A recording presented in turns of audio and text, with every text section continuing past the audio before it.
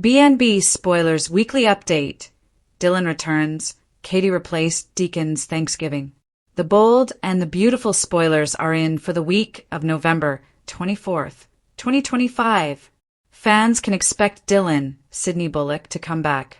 Katie Logan, Heather Tom, gets replaced at work. Plus, Carter Walton, Lauren St. Victor, and Daphne Rose, Muriel Hilaire, have Thanksgiving dinner with Sheila Carter Sharp, Kimberlyn Brown, and Deacon Sharp, Sean Cannon.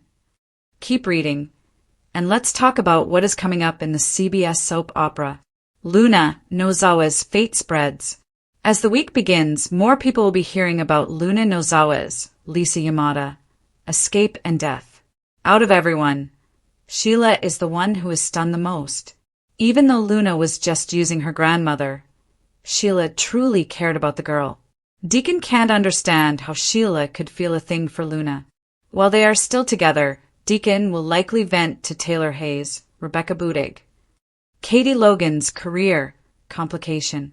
At Forrester Creations, Katie rushes in to handle Luna's death going viral. They need to issue a statement and get a handle on this before it spirals out of control. However, when Brooke Logan Forrester, Catherine Kelly Lang, says she's on it already, Katie is stunned. Then, Katie learns that she is no longer the head of PR at Forrester Creations. Bill Spencer's suggestion. The bold and the beautiful spoilers for the week of November 24th reveal that Bill Spencer, Don Diamant, will have a proposition. After hearing about Katie getting canned, Bill urges her to come on board at Spencer Publications. The man says that Spencer Publications has a place for both Katie and Will Spencer, Crew Morrow. Katie smiles deviously when Bill makes the suggestion. So, she will probably take the job, but what about Will? Electra Forrester's new mystery. The official spoilers also say that Katie and Electra Forrester, Linnea Grace, both end up getting mysterious text messages. Who is this person and what do they want? Is it someone who cared about Luna? Could Remy Price, Christian Weissman, blame them for Luna's death? Fans might remember that Ms. Dillon was Hayes Forrester Finnegan's, Alexander and Chase Banks, art teacher. The lady was tied up by Luna at the beach house during the shooting storyline. The woman stops by FC to see Electra and says she has a confession to make. What else to expect? Also, Ridge Forrester, Torsten K., is a special guest at John Finn Finnegan, Tanner Novlin, and Steffi Forrester Finnegan's Jacqueline McInnes Wood Thanksgiving dinner. Meanwhile, Deacon and Sheila invite Carter and Daphne to spend the holiday with them. If the bold and the beautiful fans thought Thanksgiving in Los Angeles would be peaceful, think again. This holiday will be messier than a Forrester dinner ruined by an overcooked turkey and a family feud. This week delivers shocking twists. A long-absent character finally resurfaces. Katie faces a devastating career shakeup, and Deacon's emotional Thanksgiving takes an explosive turn that could unravel relationships, ignite rivalries, and put one questionable romance under a spotlight no one expected. From betrayals to reunions to scandalous proposals, Thanksgiving week on The Bold and Beautiful is not just dramatic, it's historic. Let's break down the big 3 storylines dominating screens. Fire Dylan returns, and his timing is no accident. Fans have been whispering about it, and now it's official. Dylan, Sean Cannon's short-lived former rival, and Steffi's surprising past connection, is coming back to LA. And here's where things get even juicier. Dylan's return isn't random. It's connected to a buried past storyline, one involving Steffi's recovery stint during her split with Liam years ago. Their bond was subtle then, but unforgettable. And now, Steffi's world is already unstable. Sheila's back in her orbit. Hope is circling Liam again, and Finn is struggling with emotional turbulence. So Dylan's showing up now? That's gasoline thrown on a fire already burning out of control. Sources say Dylan isn't in town for a friendly reunion. He's back with unfinished business and a personal vendetta that ties into Ridge, Bill, and possibly the Forrester legacy itself. Some fans are already speculating. Is Dylan the secret investor Bill has been working with? Is he here for revenge after being pushed out of the fashion industry years ago? Or Is he here to win Steffi back during a vulnerable moment? Steffi will feel the emotional shift immediately. Finn will notice it too. And if Liam catches wind of another man orbiting Steffi, expect Liam to spiral. Expect Finn to go protective. Expect Hope to use it as leverage. This return is not quiet. It's disruptive. And it's exactly what LA needed. Face screaming in fear, Katie replaced. Unfair power move or just business. Just when Katie Logan thought she had her footing secure at Forrester Creations, especially after holding things down during the recent chaos, she's blindsided by a devastating blow. Katie is being replaced. And the replacement? Someone younger. Someone social media hungry. Someone Ridge believes represents the new direction of the brand. The rumor mill suggests that Luna's viral fame is pushing this transition, especially after Ridge and Carter recognized how much engagement Luna's public drama brought to FC's marketing numbers. Katie isn't just hurt, she's furious. She put in the work, stood by the company during losses, scandals, and line failures, and helped rebuild the brand more than once. Now she's being treated like she's outdated, disposable. And when Bill hears the news, his reaction is not subtle. Sources tease an explosive confrontation, one that puts Ridge on defense and Eric in the uncomfortable position of referee. But this storyline may not stop at workplace betrayal. It could evolve into a new rivalry between Katie and Luna, a Logan versus Forrester corporate war, a surprising alliance between Katie and someone no one expects, possibly Carter, Donna, or even Brooke. One thing is clear. Katie's journey is shifting from supporting character to revenge-driven lead. And honestly, it's about time. Turkey Deacon's Thanksgiving, emotional, unpredictable, and explosive. While the Forresters are preparing their polished Thanksgiving table and rehearsing polite but competitive toasts, Deacon Sharp has different plans entirely. He's hosting his own Thanksgiving dinner, and Sheila is invited. This alone is enough to divide the city. But here's the twist. Deacon plans to use Thanksgiving to make a major announcement, one that will leave most of LA stunned. Collision, he wants Sheila to move in permanently. There were whispers he may even propose. And while that hasn't been confirmed, Deacon has a habit of making impulsive emotional decisions. Los Angeles was unusually quiet the morning the news broke. Not the light gossip kind of news, the kind that lives, dies, and resurrects on Forrester social circles, but the kind that changes everything.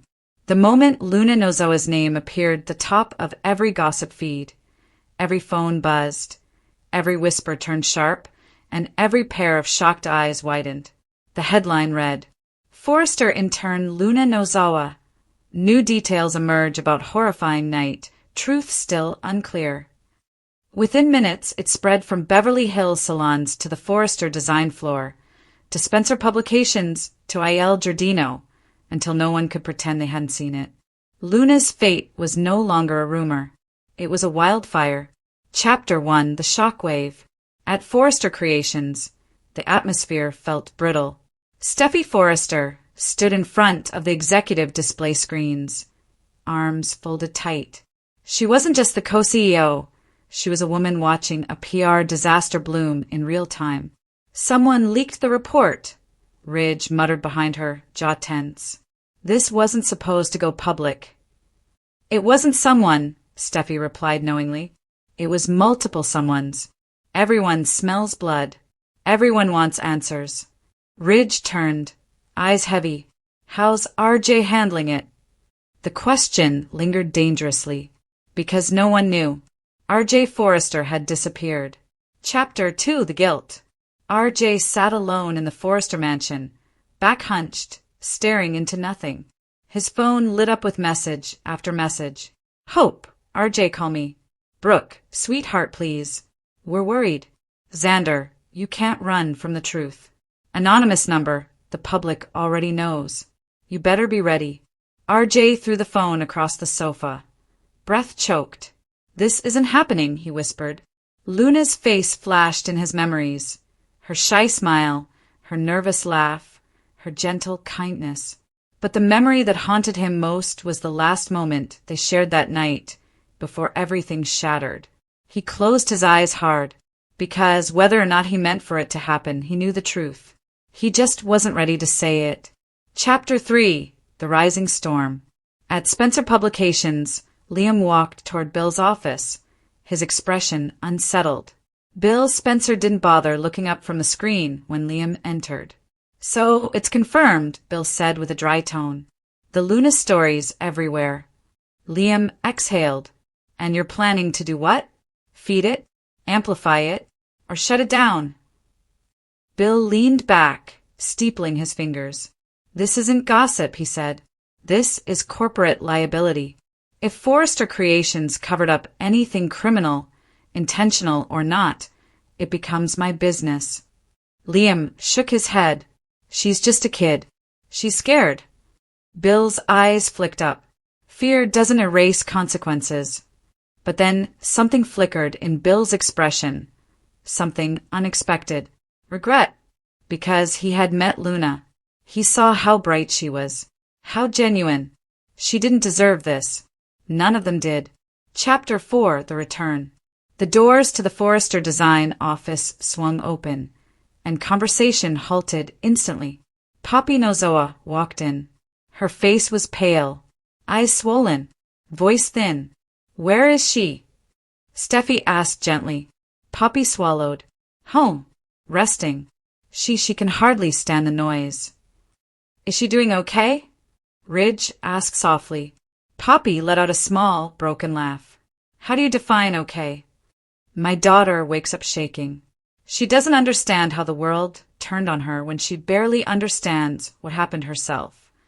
The room fell quiet, except for the unseen weight gathering between them. "She needs protection," Poppy continued. "She needs the truth out there. But she also needs time." Steffi nodded slowly. "But time is not something the media is interested in." Chapter 5: The Confrontation. As Poppy turned to leave, the doors reopened. Xander Avon appeared. The room stiffened. He stepped forward, eyes sharp, voice steady. "Time isn't what Luna needs. She needs accountability." Ridge bristled. "This has nothing to do with—" "Oh, it has everything to do with me," Xander cut in. "You think I came back because I enjoy chaos? I came back because the same cycle is repeating. Young woman, power imbalance, silence, cover-ups." RJ, who had walked in moments earlier unnoticed, finally found his voice. "Xander, stop." Xander's eyes snapped toward him. "You're the one person who shouldn't tell me that." RJ swallowed. "You don't know everything." "Oh," Xander asked, stepping closer. "Then tell us. Tell her. Tell Luna." RJ flinched like the words were physical blows, because the truth was staying buried and everyone knew it. Chapter 6: Luna Speaks. Hours later, Poppy opened the door to Luna's bedroom. "Sweetheart," she whispered, "someone's here to see you." Luna sat up slowly, hugging a pillow like armor. Her eyes were hollow, distant. RJ stepped inside. For a moment, neither spoke. Then finally Luna whispered, "They're saying I asked for attention, that I wanted this, that I made it up." RJ's heart cracked. "You didn't," he said fiercely. "You didn't deserve any of this." Luna looked up, tears wobbling in her eyes. "But what really happened? I still can't remember everything from that night. Why can't I?" RJ froze. His chest tightened. This was the moment. The line between silence and truth was razor sharp. Finally, Luna whispered, "RJ, did I choose you? Or did something else happen?" The question shattered the air. RJ's throat tightened. His voice, when it came, was fragile, trembling. "Luna, you didn't know what you were doing." She blinked. "What do you mean?" RJ forced the words out. "You were drugged." The silence that followed was suffocating. Luna's hand slowly covered her mouth. Tears spilled. "I didn't." RJ reached for her, but she backed away. No, not yet." And RJ realized something brutal. Sometimes truth wasn't a comfort. Sometimes it was a wound. Chapter 7: The Public Explosion. The next morning, Luna appeared. Not hidden, not protected, not silent. She walked into Forrester Creations with her hair tied back, shoulders squared, and reporters swarming outside like hungry crows. Steffi, Ridge, Brooke, Hope, Poppy, and even Xander stood watching. And Luna spoke. "My name is Luna Nozawa," she began, voice wavering but growing stronger, "and I'm not ashamed. What happened to me is still confusing, painful, and unclear, but I do know one thing. I did not consent to what happened that night." Click. Flash. Recording. She continued. "I am not here to accuse blindly. I am not here to destroy reputations. I am here to demand truth, not rumors, not narratives, and not silence." She took a breath. "I deserve clarity. I deserve respect. And I deserve justice, whatever form it takes." The room erupted with questions, but Luna didn't run. She faced them. Chapter 8: The Aftermath. Inside the building, once the reporters were shut out, RJ approached her carefully. "You were incredible," he whispered. Luna looked at him, not with love, but with something silverware deeper. And soft murmurs echoed through Forrester Creations' executive lounge as lunchtime began, but Katie Logan wasn't eating. She sat at the long glass table, staring blankly at the untouched salad in front of her. Her usually confident shoulders were tense, and she kept tapping her pen rhythmically against her planner, an anxious soundtrack that betrayed her calm exterior. Forrester Creations was thriving. Their latest couture line was dominating fashion headlines. International expansion plans were firmly underway. Media deals, sponsorships, merchandising, everything was aligned for record-breaking growth. But behind the glamour and success, a sudden shift threatened to upend everything Katie had worked for. And she was at the center of it, the meeting that shattered routine. "Everyone, conference room in 10. Carter Walton announced from the doorway, holding a stack of folders. Katie flinched. Meetings weren't unusual. This was Forrester, after all. But something in Carter's tone set off alarms. He wasn't smiling. His voice held urgency. She grabbed her notebook and entered the conference room alongside Ridge, Brooke, Steffi, Hope, and even a late-arriving Bill Spencer, invited, she assumed, because of his media empire connection. Eric's portrait hung above the room, a reminder of tradition, legacy, and standards. Carter cleared his throat and began. "We received a formal notification this morning. The FTC is reviewing Forrester Creations for potential conflict of interest, ethics violations, and competitive manipulation." Hope blinked. "What? Why?" Carter hesitated. "It's about the Logan Spencer Forrester partnership arrangements. Someone filed that certain contracts may have been awarded based on personal relationships, not business merit." Katie froze. Her heart pounded. She immediately realized what, or rather who, this was about. Her. Her role overseeing corporate partnerships had connected FC with Spencer Publications, international fashion distribution partners, and media buyers. She never thought twice. She was good at her job, qualified, strategic, fair. But she also carried last names and relationships that painted targets. Brooke placed a comforting hand on her shoulder, sensing the tension. Bill leaned forward. "Who filed it?" Carter exchanged a look with Ridge before answering. "A rival firm anonymously reported it, but the complaint includes emails." Katie felt the blood drain from her face. Emails. Emails she knew existed. Emails between her and Bill. Private, casual, personal. Some discussing business overlaps. Some too friendly. Some from the period where they weren't officially back together, but old emotions lingered. "Does this mean I'm being investigated?" she whispered, though she already knew the answer. Carter nodded slowly. "Yes. And until it's resolved, your role as head of corporate partnerships is temporarily suspended." The room blurred. Hope gasped. Brooke objected loudly. Ridge rubbed his forehead. Steffi remained unreadable. calculating, watching. But Bill's jaw clenched, and every controlled ounce of him vibrated with fury. The fallout begins. Later that afternoon, Katie sat in her office packing her planner, a framed picture of Will and a few files. She didn't need to leave the company, but she was stripped of authority until further notice. Her badge privileges reduced, her responsibilities reassigned. Steffi appeared at the doorway, with arms crossed. "Katie, I know this feels personal, but we have to protect the company." Katie didn't look up. "Do you think I did something wrong?" Steffi exhaled sharply. "I think perception matters, and right now the optics aren't good." Katie finally met her eyes. "So I'm guilty until proven innocent." Steffi softened, "Not much, but enough. This isn't punishment. It's containment." Katie gave a humorless laugh. "That's exactly what punishment sounds like." Steffi didn't argue. She simply stepped aside as Katie walked out. A storm with no umbrella. News spreads fast in Los Angeles, especially when it involves power, scandal, and legacy. By evening, entertainment blogs were running headlines. Nepotism at Forrester? Federal investigation launched. Katie Logan's position under scrutiny. Katie sat on the edge of her couch at home, scrolling until her eyes burned. Then her phone buzzed.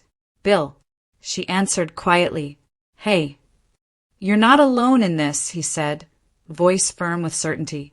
"I'm calling every lawyer I've got. Nobody comes after you, not without going through me." For a moment, Katie closed her eyes and let the words settle. Strength, support, protection. But then, "Bill, what if they're right? What if I should have put more distance between my work and—" "No," his tone sharpened. "You earned everything. You didn't manipulate anything." But guilt was creeping in, not about wrongdoing, but about perception. She knew she'd blurred emotional lines with business. Not intentionally, but naturally. Feelings weren't illegal, but feelings complicated careers. The unexpected ally. The next morning, Katie returned to Forrester, not as an executive, but as a waiting spectator, hoping for updates. She wasn't expecting Ridge to approach her. He leaned against the wall beside her. "You know, when I first heard the complaint, I thought, of course not. Katie's too smart and too ethical." Katie blinked in surprise. Ridge continued, "But then I realized something. Your relationships make you an easy target, not because you abuse them, but because others resent them." She swallowed. "So what do I do?" Ridge gave a small shrug. "You prove them wrong, and you do it loudly." Rebuilding strength. Days passed. Investigators reviewed contracts. Lawyers submitted statements. Employees were discreetly questioned. Katie felt exposed, vulnerable, judged, but she didn't crumble. Instead, she worked from a small temporary workspace, diving into spreadsheets, documentation, communication logs, not because she had to defend herself, but because she believed in her work. And slowly, proof emerged. Partnership decisions were documented. Approval chains were transparent. Competitive bidding existed. No preferential treatment could be traced. Emails between her and Bill? Personal, but never instructive or persuasive. She wasn't unethical, just human. The verdict. 1 week later, the conference room filled again. Katie sat silently, hands clasped. Carter read directly from the legal file. The investigation found no evidence of misconduct, preferential treatment, competitive advantages, or violation of federal ethics policies. Brooke exhaled in relief. Hope smiled through tears. Ridge gave a proud nod. Steffi, after a long pause, finally spoke. "Katie, on behalf of the executive board, we apologize." Katie didn't expect that. Bill reached for her hand under the table. She squeezed back. A new path forward. That afternoon, instead of returning to her old role, Katie asked for a private meeting with Ridge and Steffi. She stood tall, not defensive but resolute. "I'm grateful my name is cleared," she began. But this situation exposed something important. Forrester Creations needs a compliance division, one that ensures transparency, protects reputations, prevents accusations, and supports ethical growth. Steffi raised an eyebrow. Ridge leaned in. Katie continued, voice steady. I want to lead it. A new department. Corporate ethics and accountability. Reporting directly to the board.